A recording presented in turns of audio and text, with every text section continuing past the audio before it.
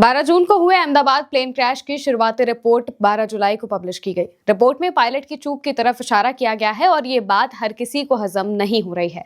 सब जगह ये चर्चा का विषय बना हुआ है। ऐसे में विदेशी मीडिया की तरफ से इस पर क्या लिखा गया है, पायलट और एक्सपर्ट इस पर क्या राय रखते हैं, बताएंगे आपको इस वीडियो में। 215 पन्नों की रिपोर्ट में कहा गया है कि क्रैश से कुछ ही सेकंड पहले दोनों इंजन के फ्यूल कट ऑफ स्विच बंद हो गए थे। इस वजह से इंजन में फ्यूल पहुंचना बंद हो गया और प्लेन हादसे का शिकार हो गया। रिपोर्ट में भी ये भी कहा गया है कि यह स्थिति बेहद दुर्लभ यानी कि एक्सट्रीमली रेयर है। दुनिया भर में मौजूद मीडिया संस्थानों में से ज्यादातर ने फ्यूल कंट्रोल स्विच और पायलटों के बीच हुई बातचीत पर जोर दिया है, जो कि शुरुआती जांच का सबसे जरूरी पॉइंट है यानी की पॉइंट है। British media organisation the Telegraph ने पायलट की बातचीत को रिपोर्ट में हाईलाइट किया, जबकि न्यूयॉर्क टाइम्स, गार्डियन और फाइनेंशियल टाइम्स ने उड़ान के दौरान प्रोसेस में खामियों, ट्रेनिंग से जुड़ी बातों और फेडरल एविएशन एडमिनिस्ट्रेशन की एडवाइजरी को अहमियत दी है।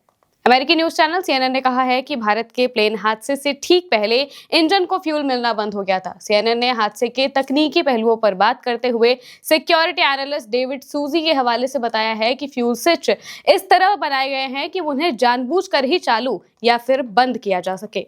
उन्होंने कहा कि ऐसे मामले बेहद ही कम होते हैं जब सभी फ्यूल स्विच गलती से बंद हो जाए, यानी कि उन्होंने जानबूझकर ऐसा करने का दावा किया है। द टेलीग्राफ ने लिखा कि अंदरूनी सूत्रों ने बताया है कि अमेरिकी अधिकारियों को ब्लैक बॉक्स का डेटा डाउनलोड करने, उसका विश्लेषण करने और जानकारी साझा करने की धीमी प्रक्रिया को लेकर नाराजगी जताई है।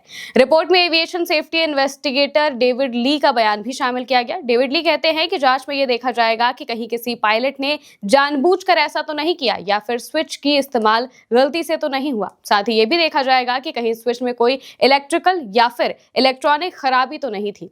उन्होंने ये भी जोड़ा है कि ऐसे ही कुछ स्विच में पहले लॉक होने की समस्या दिख चुकी है और ये भी जांच का हिस्सा होगा।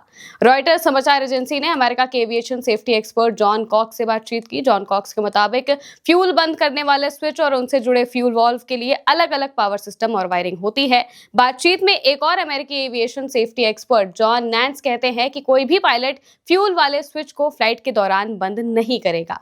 कतर की मीडिया संस्थान अल जजीरा ने जांच में एक कमी की ओर इशारा किया है। रिपोर्ट में लिखा गया है कि शुरुआती रिपोर्ट में यह नहीं बताया गया है कि अहमदाबाद से लंदन जा रही इस फ्लाइट में स्विच कट ऑफ पोजीशन में कैसे चला गया। न्यूयॉर्क टाइम्स ने लिखा है कि फ्यूल स्विचों में सेफ्टी लॉक होता है जिससे उन्हें गलती से बंद नहीं किया जा सकता, यानी कि इंसानी दखल तय है, जानबूझकर या फिर गलती से।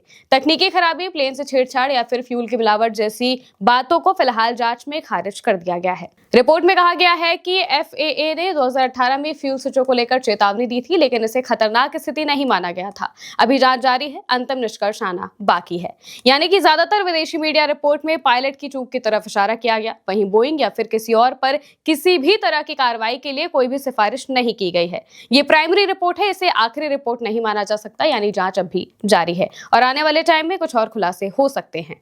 दूसरी तरफ एयर इंडिया पायलटों के संगठन आईसीपीए ने एआईबी की प्राइमरी रिपोर्ट पर कड़ी आपत्ति जताई है। इंडियन कमर्शियल पायलट्स एसोसिएशन का कहना है कि रिपोर्ट में पायलटों पर आत्महत्या करने का आरोप लगाया जा रहा है, जो कि गलत है। संगठन ने कहा कि जांच पूरी होने से पहले ही पायलटों को दोषी मान लेना ठीक नहीं है। 12 जून को अहमदाबाद में हुए इस हादसे में 270 लोगों की जान चली गई थी।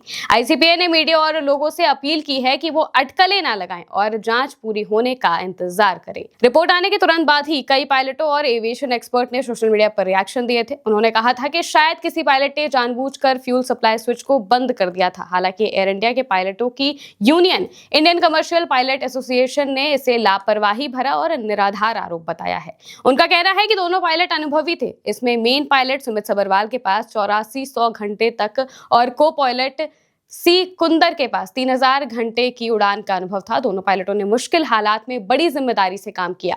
आईसीपीए ने यूएस एविएशन रेगुलेटर के 2018 के सेफ्टी बुलेटिन का हवाला दिया, जिसमें एयरलाइंस को फ्यूल कंट्रोल स्विच में खराबी की जांच करने के लिए कहा गया था। इस खराबी की वजह से पायलट के बिना कुछ किए ही इंजन को फ्यूल की सप्लाई बंद हो सकती थी।